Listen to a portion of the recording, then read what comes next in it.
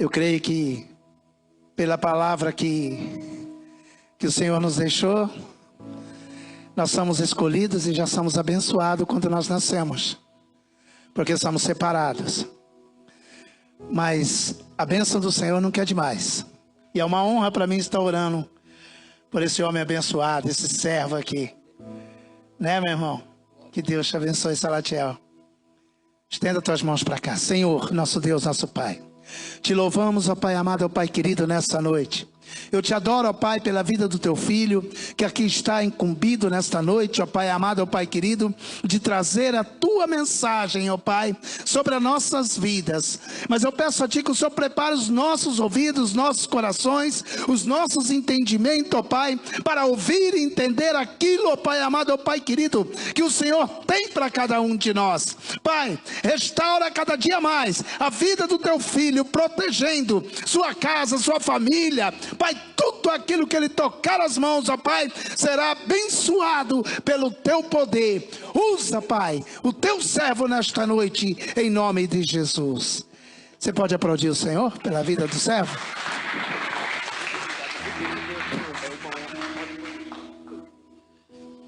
Meus irmãos, a paz do Senhor Jesus. Quantos estão felizes? Aleluia, Deus é bom o tempo todo. Abra sua Bíblia comigo, por favor, na carta de Pedro, 1 de Pedro, no capítulo 2 e versículo 15. Capítulo 1, perdão. Capítulo 1 e versículo 15. Enquanto vocês encontram esse endereço no texto, na Bíblia Sagrada, eu quero aqui louvar a Deus pela vida do pastor William. Obrigado por esse convite. A pastora Andressa e também o pastor Sérgio está atendendo lá em cima, mas são autoridades sobre nossa vida. E louvar a Deus pela sua vida, não é? Tive aqui um probleminha, nossa chave tinha se perdido, a chave do carro, vim primeiro, olha só quem chegou agora. Minha esposa chegou, glória a Deus. É bom tê-la comigo. Vamos lá, 1 de Pedro no capítulo 1, versículo 15, a minha versão está bastante atualizada, né? Então eu vou ler com vocês no telão. Mas como é santo aquele que vos chamou, sede vós também santos em toda a vossa maneira de viver, porquanto escrito está: sede santos, porque eu sou santo. Diga comigo: sede santos, porque Deus é santo. Tome o seu assento, meus queridos, por favor. Eu tenho uma palavra de Deus ao teu coração na noite de hoje.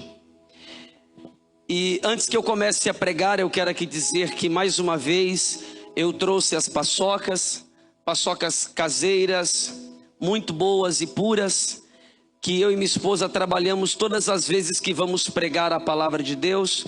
Nós levamos, é R$5 cada uma, para você abençoar nossa casa, abençoar nossa vida, amém?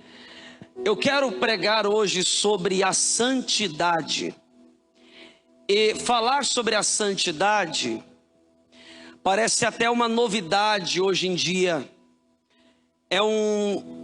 É praticamente uma mensagem que desapareceu bastante, não digo daqui, mas desapareceu dos púlpitos da igreja brasileira. Falar sobre santidade não parece tão chamativo assim. E realmente há algumas mensagens que desapareceram do púlpito, principalmente as doutrinárias. E tudo aquilo que é bom, quando se tira, há consequências. Eu e a minha esposa assistimos um seriado diariamente. Um seriado engraçado, mas há muito mais por trás da graça do seriado. O seriado Eu, a Patroa e as Crianças. Alguém que assiste isso? Eu assisto. E eu gosto.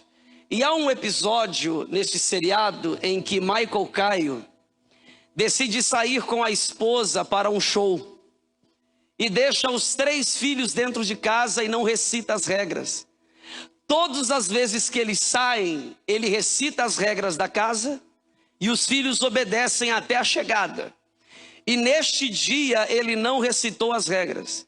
Então, a filha mais velha disse que, a filha do meio disse que poderia fazer qualquer coisa dentro de casa, chamar quantos amigos ela quisesse e realizar uma grande festa, sem que os pais tenham permitido, só porque os pais não recitaram as regras. O que eu trago para o início desta mensagem é que tem coisas que começam a acontecer no cenário cristão brasileiro por falta das mensagens que deveriam estar sendo sempre pregadas. Porque nos parece que quando paramos de pregar a verdade do Evangelho, as pessoas começam a mudar sua conduta. As pessoas começam a mudar o que fazem, porque dizem que não tem nada a ver, até porque parou de pregar. Então eu quero pregar a respeito de santidade. E o texto que eu estou utilizando como introdução seria a carta de Pedro. A sua primeira carta, toda ela é voltada a falar sobre a santidade. Aqui Pedro está falando a irmãos e ele fala sobre a importância de sermos santos como Deus é santo. E aqui eu levanto uma questão para a gente poder trabalhar de forma argumentativa. Por exemplo, como é que alguém pode ser santo como Deus? Sabemos que a santidade de Deus é elevada. A santidade de Deus, pelo menos na nossa cabeça, é inalcançável pelos nossos esforços. Não conseguiríamos chegar ao padrão de Deus. Só que Pedro acaba bugando a nossa mente ao ler o Novo Testamento, ao dizer que nós temos de ser. Então ele apresenta a possibilidade de sermos santos como Deus é santo. No versículo 15 ele diz o seguinte: sede pois santos em toda a vossa maneira de viver. Aí no versículo 16 ele diz assim: porque está escrito, sede santo porque Deus é santo. Então a gente sabe que Pedro está tomando as palavras de outra pessoa na escritura. Ele está pegando um texto para embasar a sua afirmação. E ele não está citando nada mais e nada menos do que a própria palavra de Deus.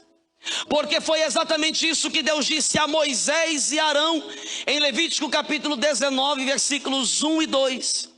E no versículo 2 especificamente, Deus disse a Moisés: diga ao meu povo, sede santo porque eu sou santo. E sede santo como eu sou santo.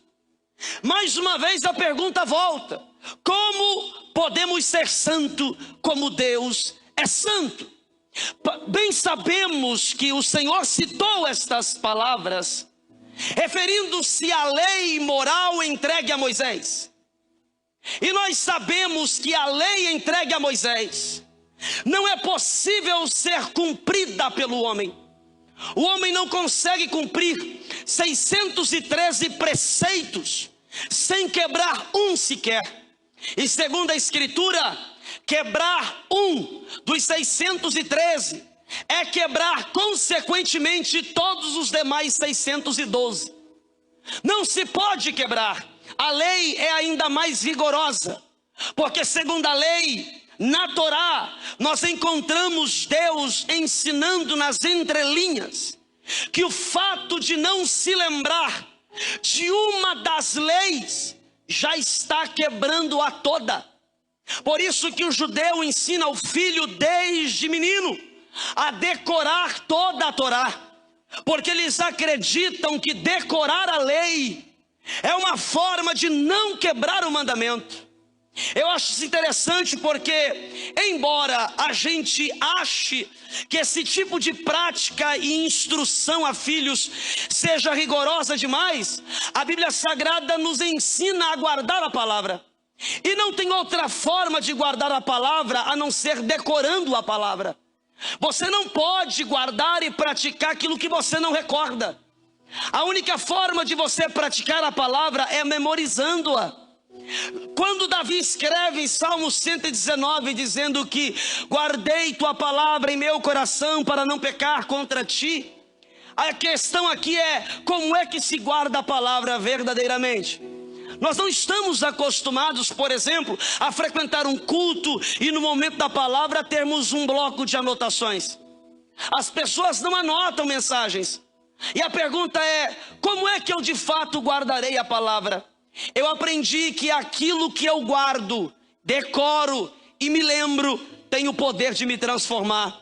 Um dia eu estava num culto e um pastor falou a toda a igreja num domingo à noite. Ele disse assim: você se lembra do que você comeu numa segunda-feira no mês passado? No dia tal, você se lembra o que comeu?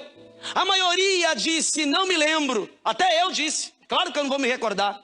Ele disse assim: pois é, você não se lembra, você não recorda o que comeu há um mês numa segunda-feira, mas foi exatamente aquele alimento que sustentou você até aqui. Parece até poético e bonito, pastor William, mas não faz o menor sentido quando ligamos e conectamos este argumento com a palavra. Porque a palavra não pode ser comparada a um arroz, a um feijão, a uma carne ou qualquer coisa diferente que eu tenha colocado num prato numa segunda-feira no mês passado. Até porque o que eu não me lembro de ter comido me sustentou no físico, com certeza. Mas a palavra só pode me transformar quando eu aguardo, quando eu lembro do que está escrito, quando eu me recordo do que foi pregado ao meu coração. Este sim é um argumento santo que pode me transformar. E falar sobre santidade é falarmos sobre aquilo que nos lembramos. E por isso que temos que repetir mensagens, uma atrás da outra. Às vezes temos que repetir o mesmo tema de mensagem, com algumas palavras diferentes, só para fazer a igreja levar uma conduta santa diante de Deus. Vamos lá, santidade. Por que esse clamor por santidade? Com a lei sabemos que não podemos praticar. Só que sabemos também que a lei nunca foi... Quem está me ouvindo diz amém? Amém. Perfeito. A lei não foi dada aos homens para que os homens as praticassem. Embora Deus disse: pratique a lei, obedeçam minhas palavras, obedeça meus mandamentos. A gente consegue encontrar na Escritura que o objetivo de Deus em dar a lei aos homens nunca foi levar os homens a praticar, até porque o próprio Deus sabe das condições limitadas do homem em alcançar o seu padrão moral santo. Então Deus entrega algo elevado, algo maior do que a própria capacidade humana em praticar, para revelar o homem a ele mesmo. Deus não queria se revelar ao homem através da lei. Deus queria revelar o homem para ele mesmo. É como colocar um espelho diante dos homens. Quando Deus colocou 613 mandamentos diante dele e disse: cumpra todos eles sem quebrar um. E se você quebrar um, quebrou todos. Ele estava dizendo: eu quero que vocês vejam arrogantes, eu quero que vocês vejam seus petulantes, o quão incapazes vocês são de justificar-se a si mesmos. Eu quero que vocês vejam que entre vocês não há Salvador, e que nem mesmo as vossas condutas podem ser poderosas para removerem vocês de minha ira. Todos estão debaixo da ira, porque segundo o que Paulo escreveu em Romanos 3:23, ele disse: porque todos pecaram e todos foram destituídos da glória de Deus. A lei foi entregue para revelar o homem a si mesmo. O homem, por meio da lei, descobriu que não consegue justificar a si mesmo. É aquela interminável tentativa iniciada por Adão ao cobrir-se com folhas de figueira, como se ele com suas próprias mãos pudessem tecer obras capazes de justificá-lo diante do seu pecado. E isto era impossível, porque só Deus pode justificar o homem. E a entrega da lei era para revelar o homem a ele mesmo. A intenção de Deus numa mensagem como essa, assim como outras mensagens que nos confrontam, é revelar a gente para a gente mesmo. Porque a gente é arrogante, a gente acha que realmente conseguimos lidar com os nossos pecados. Ao invés de fugir, a gente acha que podemos encará-lo, enfrentá-lo, resisti-lo.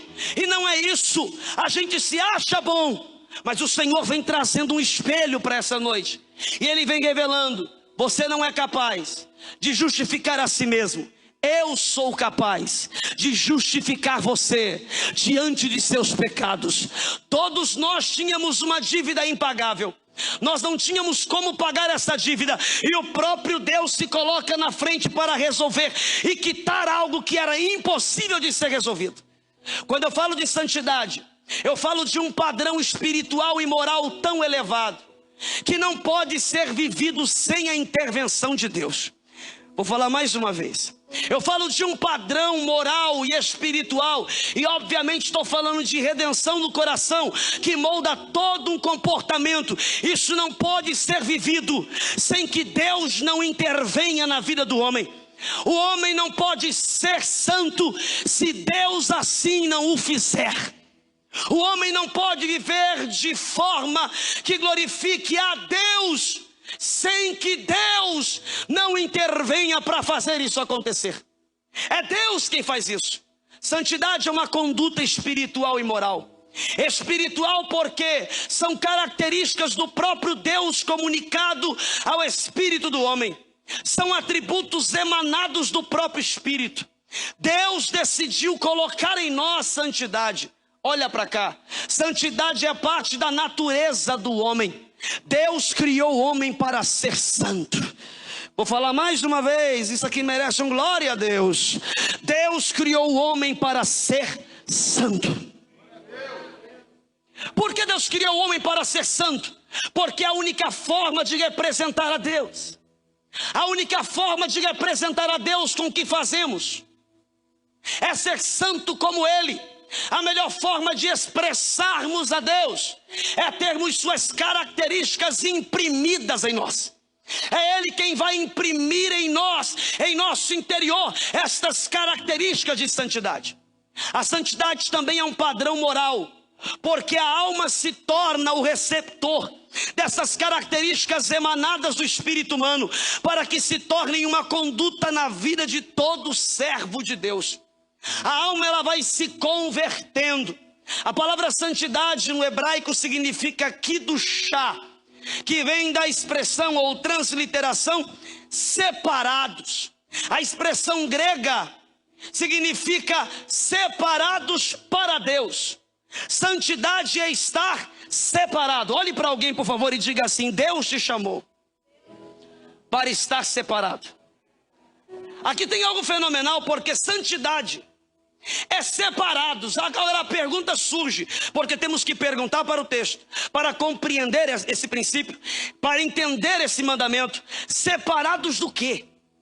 Deus está nos separando-nos do quê com a santidade? Primeiro ponto, santidade é uma natureza construída. Depois da queda, Jesus é enviado a fim de resolver esse assunto, para que o Espírito Santo, depois de seu sacrifício, seja introduzido no ser humano. E depois que o Espírito Santo entra em contato com o espírito humano do crente, agora crente, ele nasce de novo, e uma nova natureza é nascida em seu interior. O homem interior agora é vivo, e falo do seu espírito, e o fruto do espírito é gerado, e na medida que o homem se relaciona com Jesus, esse fruto é amadurecido. O fruto reverberado e externalizado chamamos de santidade. O que é santidade? É o caráter de Deus governando o homem de dentro para fora. É o caráter de Deus dentro do homem moldando o comportamento humano. É o caráter de Deus introduzido no homem e agora o governando de dentro do seu espírito, governando sua alma e todo o seu corpo. Por isso que santidade não pode ser de fora para dentro. Olha para cá, santidade não pode ser de fora para dentro, do exterior ao interior, mas do interior ao exterior. Nenhuma santidade começa com comportamentos mudados. Santidade não é mudança de comportamento. Olha para cá, santidade não é a troca de roupa. Santidade não é o cabelo crescer. Santidade não é a ausência de maquiagem ou unhas pintadas. Não é a ausência de coisas, a ausência de apetrecho. Santidade é um coração redimido. É um coração transformado que resulta num comportamento transformado. Andar com Deus não é viver em mudança. Andar com Deus é viver em transformação. Eu preciso que você entenda, Deus não quer que a gente mude, porque quem muda para melhor pode mudar para pior depois. Quem decide crescer pode decidir abaixar, e quem decide abaixar pode decidir se levantar. Gente que muda vai mudar toda hora. Agora, gente transformada é gente que morreu para ela mesma e não tem possibilidade de voltar a ser o que era. Olhe para alguém e diga: Deus não quer mudar você. Diga: Deus quer transformar você. Agora diga para essa pessoa: porque depois de Deus te transformar, nunca mais você volta a ser o que já foi um dia. Dá retorno para mim, santo, só retorno. Agora escute isso: se Deus não quer nos mudar e quer nos transformar, como Ele começa essa transformação? Por meio da santidade. A santidade é a natureza de Deus introduzida em nós. Primeiro, separados do que, pastor? Separados da nossa própria natureza caída. Vou repetir isso aqui: separados da nossa própria natureza caída. Em João 17, Jesus disse que se fez santificação por nós. Versículo 19. Ele se fez santificação por nós. Isto é, deu possibilidade ao homem de estar na sua santidade, desligando-se da sua natureza depravada. Quando ele se fez santificação, e lembrando, santificação não é a mesma coisa que santidade. Vai lá de novo, porque a sua mente está travando hoje aqui, não está não? Terra, de novo. Santificação não é a mesma coisa que santidade. Nós temos a santidade, que é uma conduta espiritual iniciada no nosso espírito e vai se transformando ou emanando do espírito para o exterior e vai moldando o homem comportalmente. Isso é santidade. Santificação foi um preço pago. Santificação foi uma moeda entregue em prol de algo. E no capítulo 17, versículo 19, Jesus disse: Pai, eu me faço santificação por eles. Era ele dizendo: o Senhor me entregou como oferta, e eu estou declarando voluntariedade nessa entrega. E eu decido ser oferta por eles, para que por meio da minha santificação, eles se desenvolvam em santidade. Hebreus tem um texto que todo mundo usa: segui a paz com todos e a santificação, sem a qual ninguém... Eu vou pular e vou tacar esse microfone na tua cabeça se você não pregar comigo. Vamos lá, de novo. Segui a paz com todos e a santificação, sem a qual ninguém verá a Deus. Seguir a paz com todos é a santidade. Seguir a santificação é estar em Cristo, porque sem Cristo ninguém verá a Deus. De novo, você não pegou o segredo. A questão aqui não é seguir a boa conduta, porque todo mundo que usa esse texto, pelo menos que eu já ouvi recitar o texto, os que usam esse texto dizem: ninguém verá Deus se a sua conduta não for ilibada. Ninguém verá Deus se o seu comportamento não for um comportamento irrepreensível. Se o seu comportamento não for bom, você não verá Deus. Não, primeiro não é o comportamento, é sem Cristo ninguém verá a Deus. João capítulo 14, versículo 6: eu sou o caminho, verdade e vida, e ninguém vem ao Pai se não for por mim. Cristo é a porta com acesso a Deus. Deus não nos chamou para o bom comportamento, Deus nos chamou para estar em Cristo, e Cristo é estar em nós. Eu vou melhorar esse argumento: Deus não nos chamou para o bom comportamento, Deus nos chamou para estar em Cristo, e a palavra de Cristo estar em nós, e aqueles que estão em Cristo verão a Deus. Só que se eu fico só nessa frase, eu vou acabar caindo naquela argumentação da hipergraça. A hipergraça é uma desgraça. A hipergraça é aquele evangelho furreca, barato. Evangelho da Shopee. É o evangelho paraguai. É ruim demais. É aquele que vem tentando copiar algo, mas não chega perto de ser como o original. E ele diz assim: Cristo morreu por você, por amor a você, ao ponto de que você não precisa negar nada. Você não precisa abrir mão das suas preferências. Você não precisa abrir mão dos seus desejos. Você não precisa abrir mão dos seus pecados. Aliás, viva como você quiser. Cristo morreu por você. Independente do que você faça, Cristo te ama. É um evangelho tão furreca, tão desgraçado, que não tem como a gente engolir isso aqui. Veja, embora não somos salvos pelas nossas obras, entendemos que todos salvos depois da revelação, eles possuem boas obras. As boas obras não nos salvam, mas testifica a quem pertencemos. As boas obras, elas declaram de quem somos. Agora vem para cá.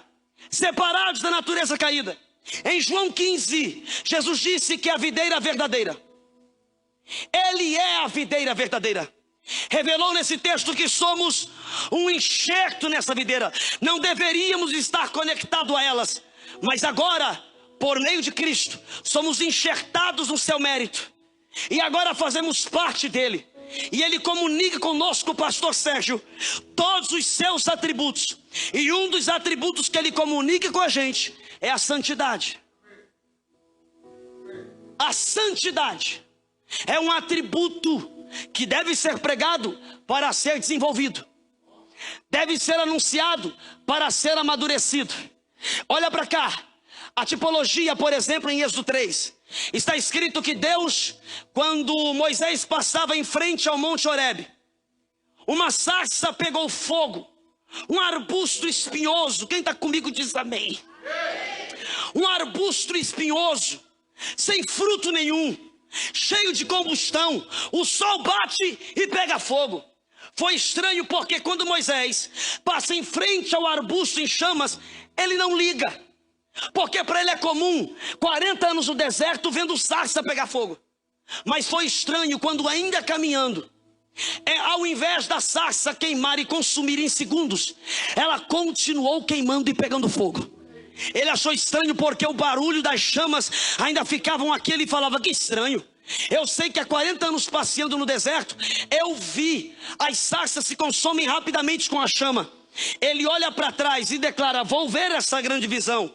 Ele vai se aproximando e uma voz diz: Moisés, Moisés, tire as sandálias dos teus. Vamos de novo, diga comigo: Moisés, Moisés. Fala, irmão, diga comigo: Moisés, Moisés, tire as sandálias. Por que é tão importante você repetir? Para gravar o que você vai receber agora.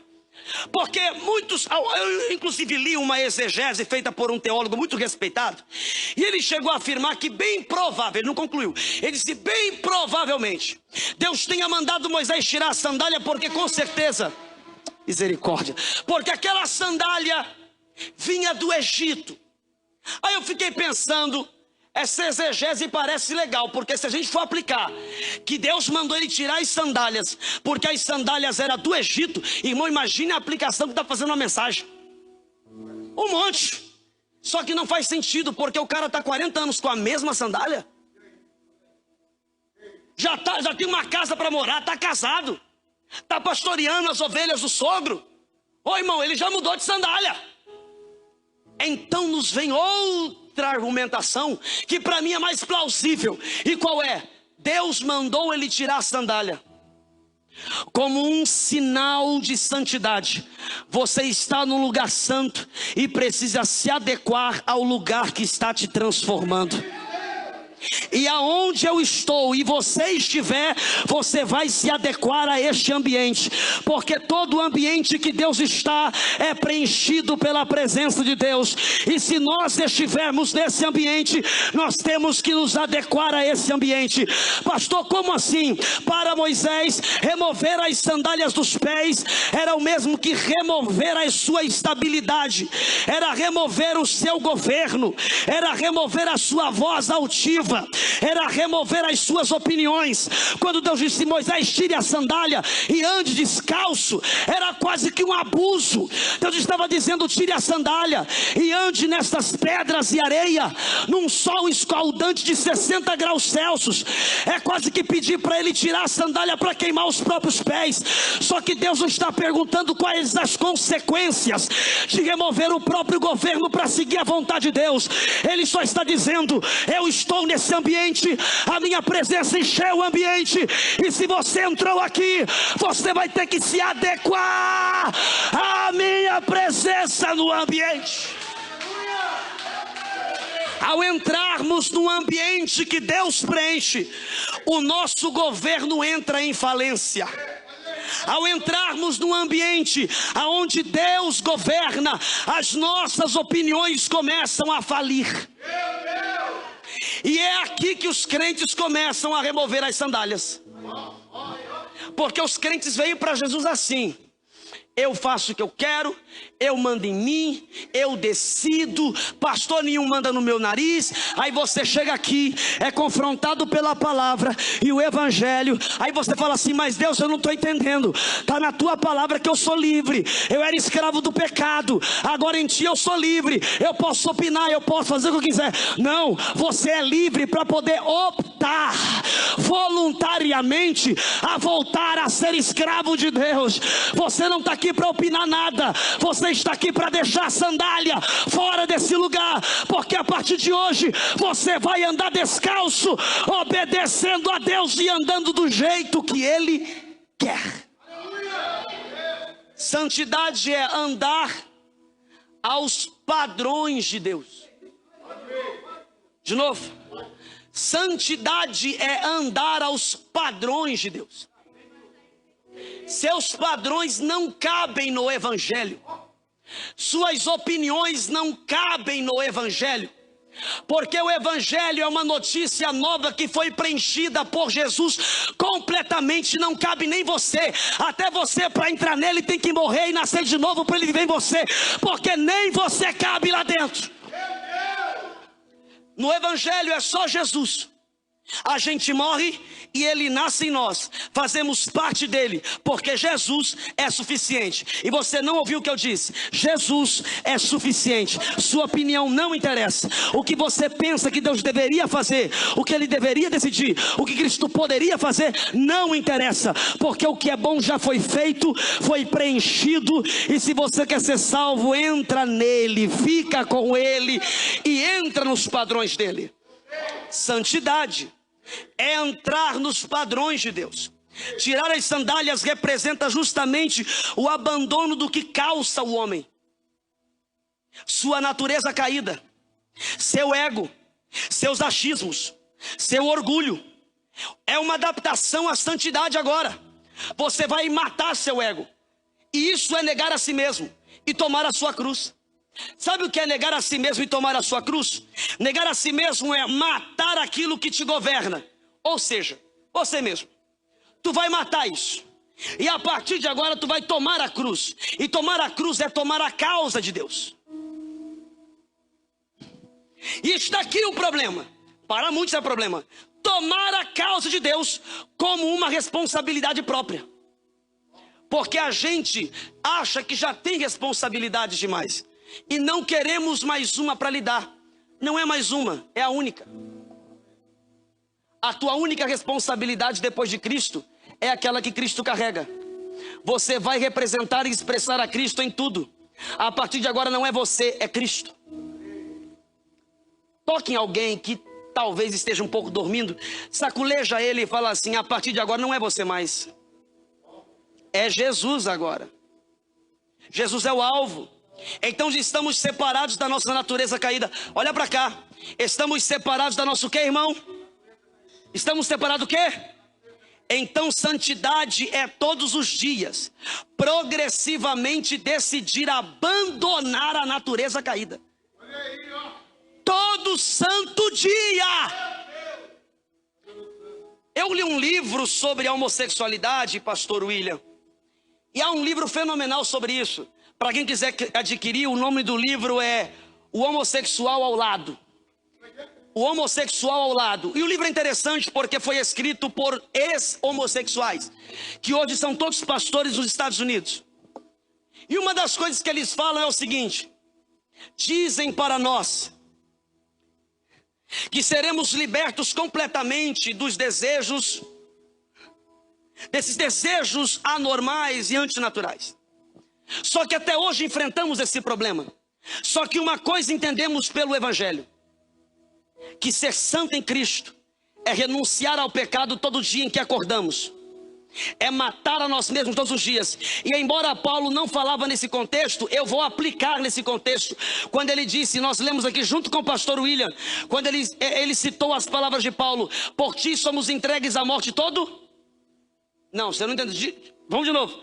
Por ti somos entregues à morte todos os dias. O que ele quis dizer com isso? É entregues. Não é só porque alguém está entregando, é porque eles voluntariamente compraram a causa e estão dispostos a morrer. Agora, uma aplicação básica para a gente aqui hoje é uma pessoa que todo dia se entrega à morte.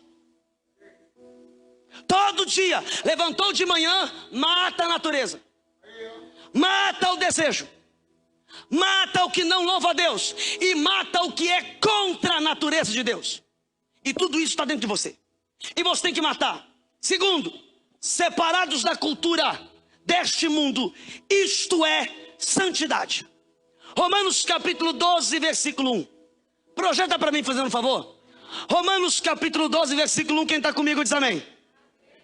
Quer ir embora, né, irmão? Então vou acelerar. Rogo-vos, pois, irmãos, pela compaixão de Deus, que apresentei o vosso corpo em sacrifício vivo, santo e agradável a Deus, que é o vosso culto racional. 2. E não vos conformeis, essa aqui é a palavra, e não vos conformeis com este mundo, mas transformai-vos pela renovação do vosso entendimento, para que experimenteis qual seja a boa, agradável e perfeita vontade de Deus. Primeira coisa, ele disse assim: irmãos meus, rogo-vos. Sabe o que é rogo-vos? Sabe o que significa a palavra rogar? Ele está dizendo, irmãos, pelo amor de Deus, entreguem o vosso corpo como sacrifício vivo, santo e agradável a Deus. Sabe o que é entregar o corpo como sacrifício vivo, santo e agradável?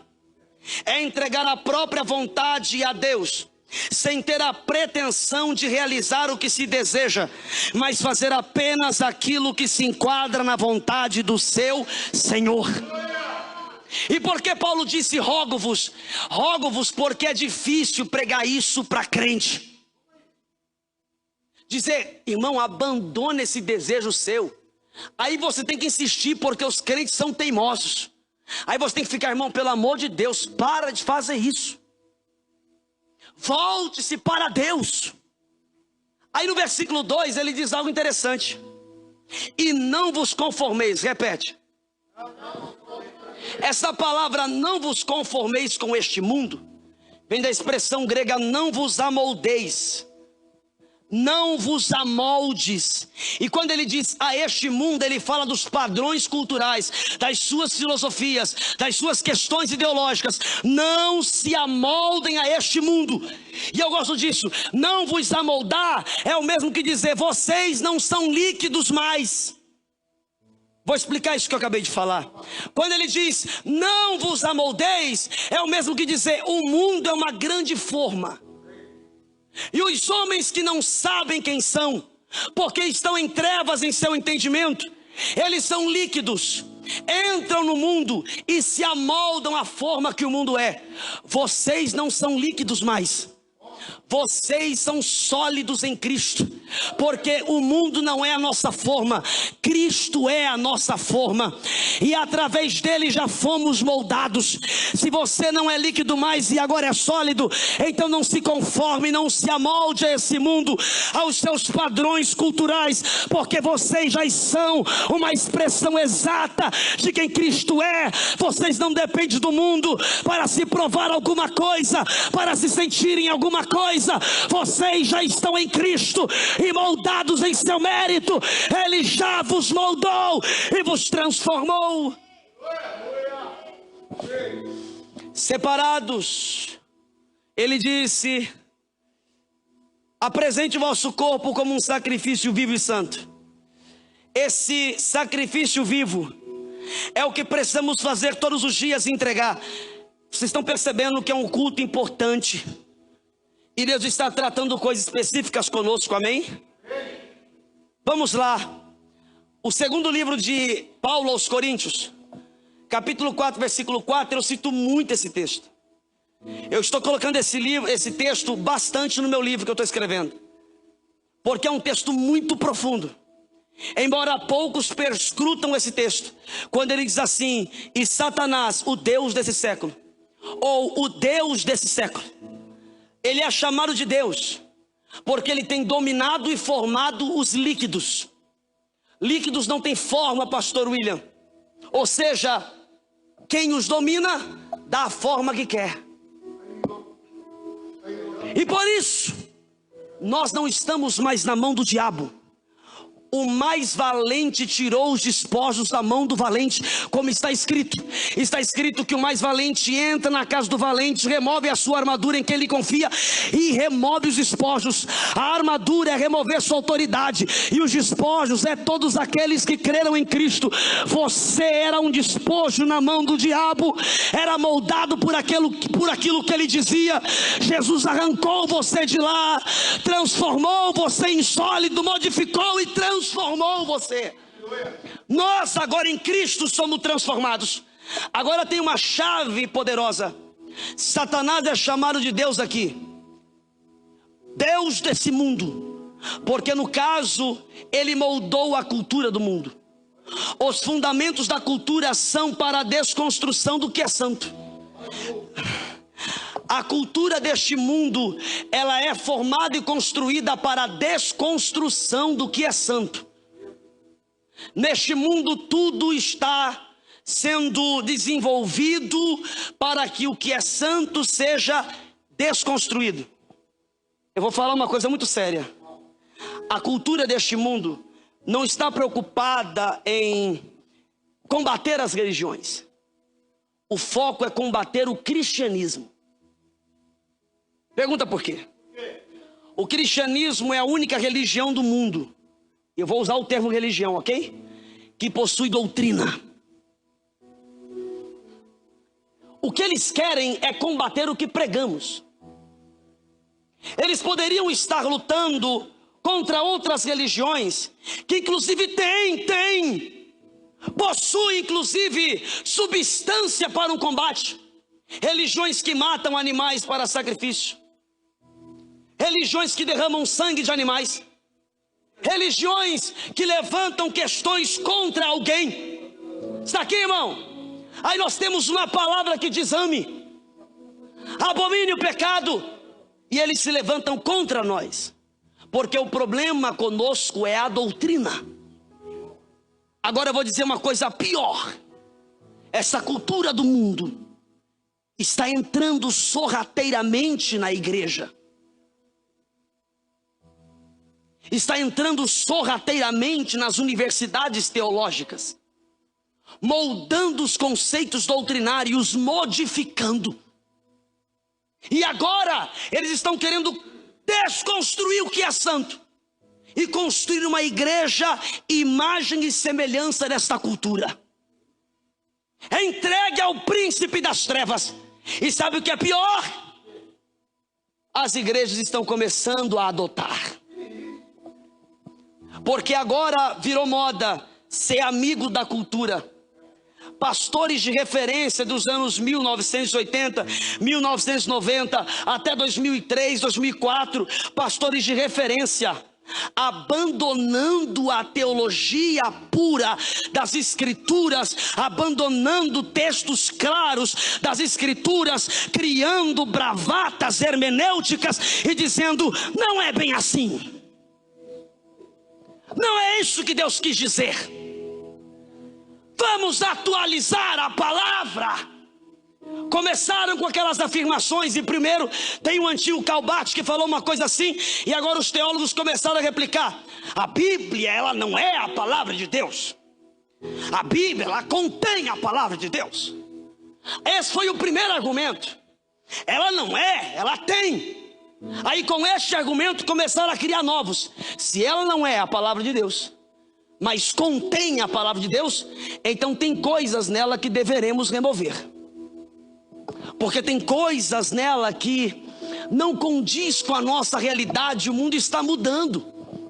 Aí começou os pastores a se levantar. Os pastores começaram a se levantar e começaram a ter problemas familiares. E por causa dos problemas familiares, não sabendo eles resolver, eles começaram a adaptar a Bíblia pura à sua realidade. Como um Caio Fábio da vida, que disse: eu tenho parentes nesta condição, eu tenho uma neta nessa condição, e eu não acredito mais que Deus vai punir, e não acho que Ele veja isso como um pecado. É o que? Exatamente. Eles estão querendo moldar a palavra de Deus à sua cultura imunda, cheia de pecados de estimação. Eles querem isso. Um pastor agora se pronunciou, ele teve a audácia de escrever um livro: Deus não abomina o pecado da homossexualidade. Não, isso não. Aí uma membra dele, chamada Xuxa Meneghel, não é teóloga, não lê a Bíblia, não sabe nada, e disse: nós temos que reescrever a Bíblia e remover dela todas as palavras de ódio, porque Deus é só amor. Se Deus é só amor, Ele não é Deus. Fala comigo: Deus é amor, mas o amor não é Deus. Você pode falar ou não? Fala comigo: Deus é amor, mas o amor não é Deus. Por que o amor não é Deus? Porque amor é um atributo.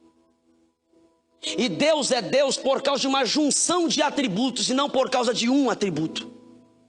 Ele tem um atributo chamado amor, mas também tem atributos como justiça, tem atributos como santo.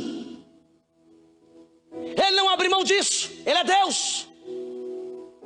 Deus não tem que se moldar a ninguém. Deus não se molda a cultura, até porque Ele não é propriedade de cultura nenhuma.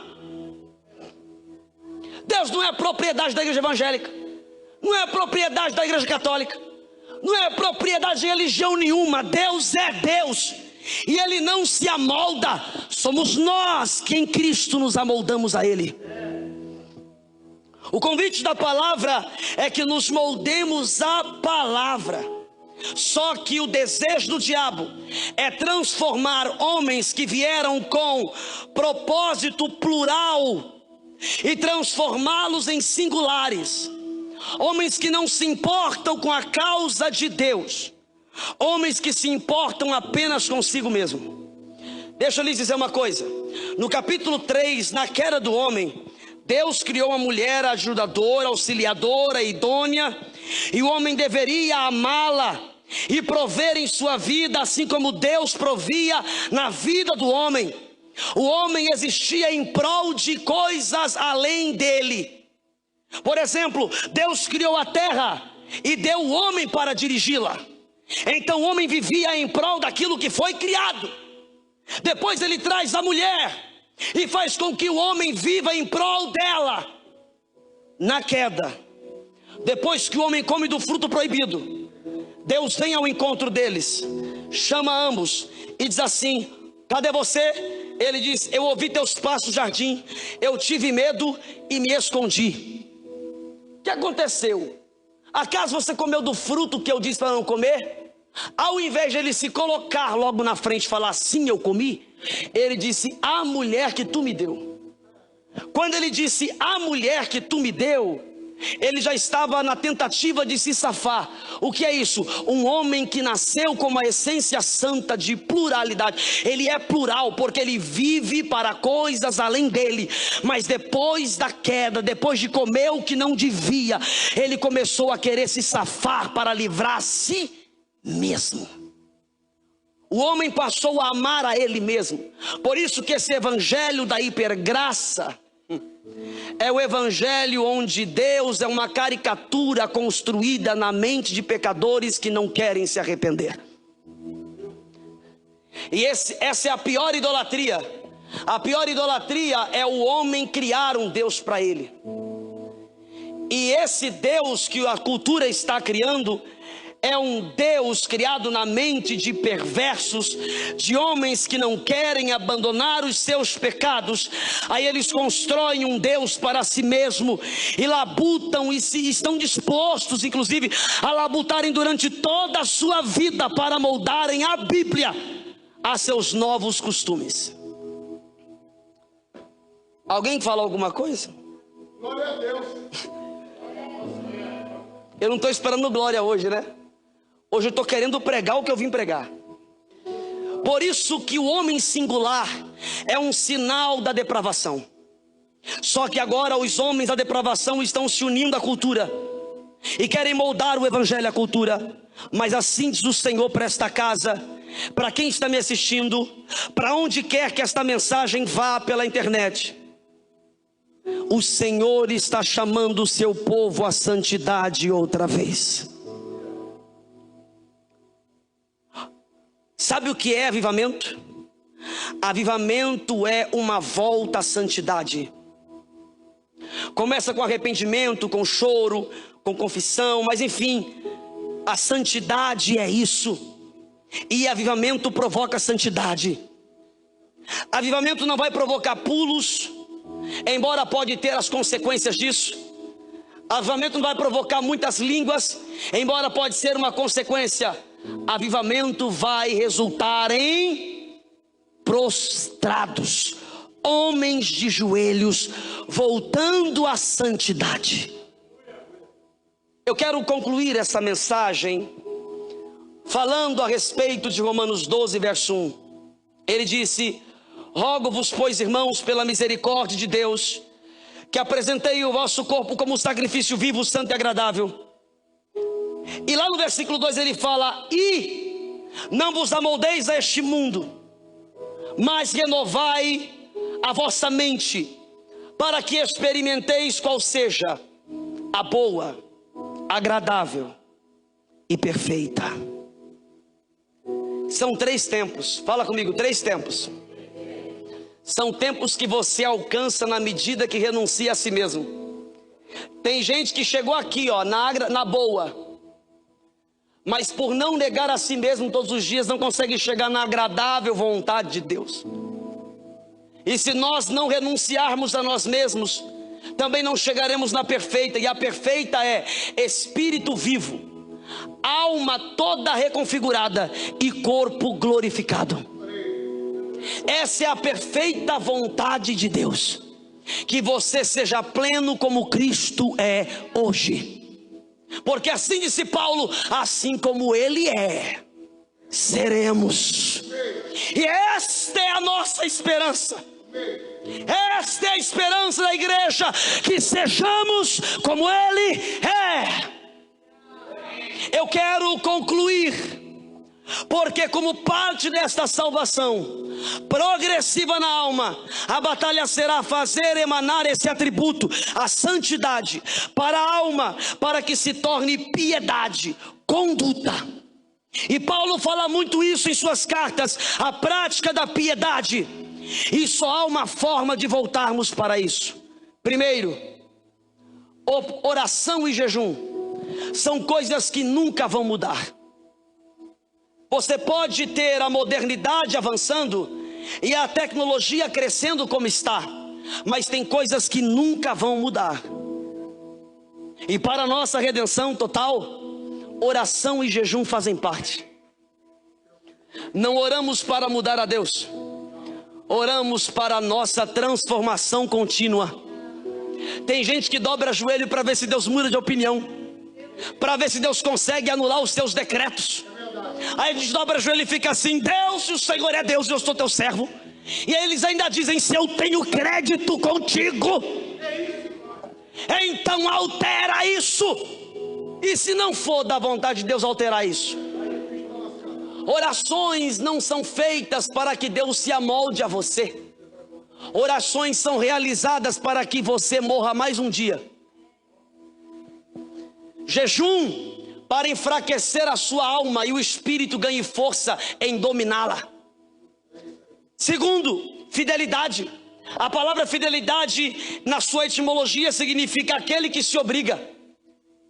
Ninguém é fiel a Deus porque quer ser fiel a Deus. O Espírito está lutando com a nossa alma. Gálatas 5,16. A carne e o Espírito labuta uma contra a outra. Luta, está guerreando uma contra a outra para que você não faça o que você quer. Quem diz que o que você quer é ser fiel? Não, irmão, não quer. Mas ser fiel é isso, é se obrigar a fazer o que Deus disse e o que está escrito na palavra, porque nós já conferimos que é a verdade. Eu quero concluir aqui. Terceiro, atentando para a palavra de Deus. Olhe para o teu irmão e diga assim: hoje eu preciso que você grite. Agora diga bem forte, grite comigo. Isso, agora fale alto: precisamos atentarmos para a palavra de Deus. Pastor William, essa expressão é tão forte. Atentarmos para a palavra de Deus. Há uma argumentação na Universidade Teológica Americana, e já é debate, está chegando ao Brasil, se é que já não chegou, onde está sendo ensinado para os pastores o seguinte: pregue de 20 a 40 minutos, e estamos chegando num ponto em que 40 minutos não será mais uma... Então teremos de pregar de 15 a 20 minutos. Aí ele diz assim, aí a questão: por que pregar de 15 a 20 minutos? Porque a geração de hoje, a geração millennium, é assim. A geração milênio é a geração do TikTok, do dedo que clica e vai, ó. Sabe aqueles videozinhos? O vídeo que faz sucesso hoje, o nosso canal é bem engraçado. Eu e minha esposa temos vídeo lá de 8 minutos. Quem vai, irmão? Siga nosso canal, tá bom? Canal Forquinho, vai lá e segue, vocês vão ver, é benção, tá bom? Mas lá, ó, nós temos vídeos lá muito bons, pregações boas. Sabe qual foi o vídeo que chegou a milhões de visualizações? No nosso canal, um vídeo que tem em torno de 15 segundos. Porque o povo quer atenção, mas só isso. Não pode ser muito longo. Tem que ser curto. E agora tem essa moda: pastor não tem que pregar coisa antiga, ele tem que renovar a revelação. Pregar coisa nova para quê? Se nem a antiga você praticou. Aí querem cobrar da gente todo domingo uma mensagem nova. E se pregarmos a mesma coisa, pastor? Você pregou essa mensagem semana passada, né? Eu vi, viu, pastor? Tô de olho, viu? Tô de olho. Tá de olho o quê, irmão? A mensagem tem que ser pregada e repetida até que você seja transformado à estatura perfeita do Filho de Deus. Atentos para a palavra. Então quer saber, irmão? Às vezes eu vou pregar e eu prego 1 hora, prego 1h10, aí vem um pastor amigo meu falar comigo em casa: você tem que encurtar bastante sua mensagem, senão o povo não aguenta ouvir. Eu falei: que tal ser a minha mensagem? Nós não temos que nos amoldar. Esse avivamento está chegando e temos que continuar pregando a palavra. Para terminar, fugindo do pecado, sendo disciplinados pelo Senhor, vivendo em comunhão e sendo ministrados e confrontados e edificados. Eu preciso que você entenda que disciplina de Deus é uma forma de santificar. Eu sei como Deus disciplina uma pessoa, e Deus disciplina fazendo-a perder. Deus disciplina pessoas fazendo-a quebrar a cara várias vezes. Tem coisa que dá errada porque na verdade na ótica de Deus deu certo. Porque nem sempre dar errado é dar errado. Nem tudo que quebra é porque Deus está contra você. É que Deus ama tanto você que às vezes Ele tem que quebrar para você não quebrar lá na frente. Ele prefere quebrar as coisas que passam pela sua mão do que você está quebrado amanhã. E Ele sabe a sua estrutura, e pode ser que você quebrado nunca mais retorne. Então eu vou quebrar coisas que chegam na tua mão para eu não perder você, porque Deus é ciumento. Olha aí, ó. Olha aí. Tão ciumento que ama você tanto para não se permitir perder você para qualquer outra coisa. Deus está te chamando para a santidade hoje, e eu concluo profetizando sobre sua vida, que o espírito de temor desça sobre ti nesta noite.